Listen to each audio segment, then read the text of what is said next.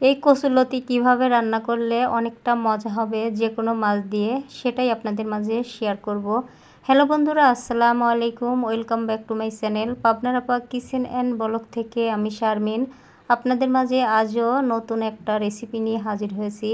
আশা করি রেসিপিটি আপনাদের কাছে অনেক অনেক ভালো লাগবে। ভালো লাগলে ছোট্ট একটা লাইক দিয়ে শেষ পর্যন্ত যুক্ত থাকবেন। এই যে দেখুন, এখানে আমি কচুর লতি নিয়েছি, আর এই লতিগুলো অফ ক্যামেরায় পরিষ্কার করে নিয়েছি, ধুয়ে নিয়েছি। এখন আমি এগুলো সুন্দর একটা পরিমাপ করে কেটে নেব।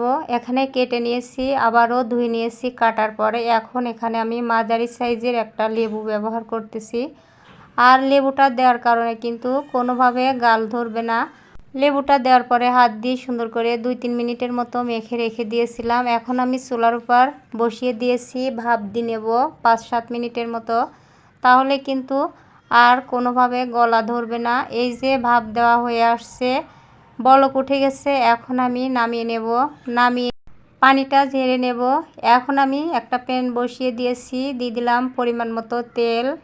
রান্নাটা শুরু করলাম।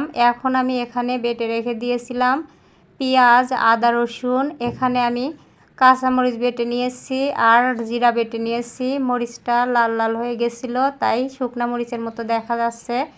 এ পর্যায়ে 5-7 মিনিটের মতো এই মশলাটা কষিয়ে নেওয়ার পরে এখানে বাদবাকি আমি যে শুকনা মশলাগুলো দেব সেটাই দিয়ে দেব। তবে যে যেখান থেকে ভিডিওটা অন করছেন, যদি আমার ভিডিওতে কোনো নতুন বন্ধুরা এসে থাকেন, অবশ্যই লাইক, কমেন্ট, শেয়ার করবেন। আরেকটা সাবস্ক্রাইব করে পাশে থাকা বেল আইকনটি অন করে রাখবেন, তাহলে যখনই আমি কোনো রেসিপি আপলোড করব আপনাদের কাছে নোটিফিকেশন আগে পৌঁছাবে।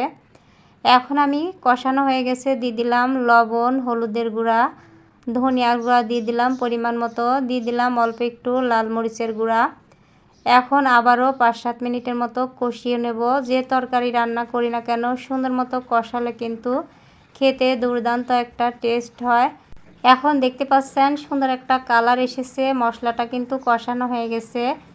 এখন আমি পরিমাণ মতো পানি দিয়ে দিলাম। পানিটা দেওয়ার পরে নাড়াচাড়া করে এখানে আমি ভাপ দিয়ে রাখা কচুরলতিগুলো দিয়ে দেব। এই যে কচুরলতিগুলো দিয়ে দিলাম। কচুরলতিটা দেওয়ার পরে কিন্তু অনেকটা সময় নিয়ে নাড়াচাড়া করে কিছুটা ঢাকা দিয়ে সুন্দর করে কষিয়ে নেব, তাহলে কচুরলতির ভিতর সুন্দর মতো মশলাগুলো ঢুকবে। আর এতটা লোভনীয় হয়েছিল কচুরলতিটা। আমি কিন্তু এখানে পাঙ্গাস মাছ দিয়ে রান্না করব। আর এই কচুরলতি কিন্তু ছোটোবেলায় দেখতাম আমার মা কিন্তু শুধুমাত্র কচুরলতি রান্না করতো, খেতে কিন্তু দুর্দান্ত একটা টেস্ট হতো, শুধুমাত্র মশলাগুলো বেটে দিয়ে। এখন ঢাকা দিয়ে রেখে দিয়েছিলাম 2-3 মিনিটের মতো। ঢাকা খুলে নিয়েছি। ঢাকা খুলে নেওয়ার পরে আবারও সুন্দর করে ভালো করে কষিয়ে নিয়ে দিয়ে দিলাম পরিমাণ মতো পানি। আর পানিটা দেওয়ার পরে সুন্দর করে নাড়াচাড়া করে এখানে আমি মাছগুলো দিয়ে দেব। এখানে সুন্দর মতো বলক উঠে গেছে। এখানে আমি 4 পিস পাঙ্গাস মাছ নিয়েছি, আর মাছগুলো কিন্তু অফ ক্যামেরায় সুন্দর করে ভেজে নিয়েছি। মাছগুলো দেওয়ার পরে সুন্দর করে নাড়াচাড়া করে কচুরলতির ভিতরে মাছগুলো দিয়ে এভাবে করে ভালো করে জাল করব। আর মাশাআল্লাহ, পাঙ্গাস মাছ দিয়ে কচুরলতি রেসিপি অনেকটাই মজা হয়েছিল, খেতে কিন্তু দুর্দান্ত হয়। আপনারা যদি এভাবে করে কোনো দিন পাঙ্গাস মাছ দিয়ে কচুরলতি রান্না না করে খান, অবশ্যই একবার হলেও ট্রাই করবেন। এখন এই যে আপনাদের দেখিয়ে দিচ্ছি, সুন্দর মতো কিন্তু সেদ্ধ হয়েছে। আর একদম কচুরলতি গলায় রান্না করলে খেতে ভালো লাগে না, আস্তে আস্তে থাকবে, গালের ভিতর দিলে গলে যাবে, তখন কিন্তু খেতে ভালো লাগে। এখন আমি সব দিকে নড়াই সরাই দিয়ে পুরো করে নেব না, শুধুমাত্র ঝোল সম্পূর্ণ শুকায় নেব।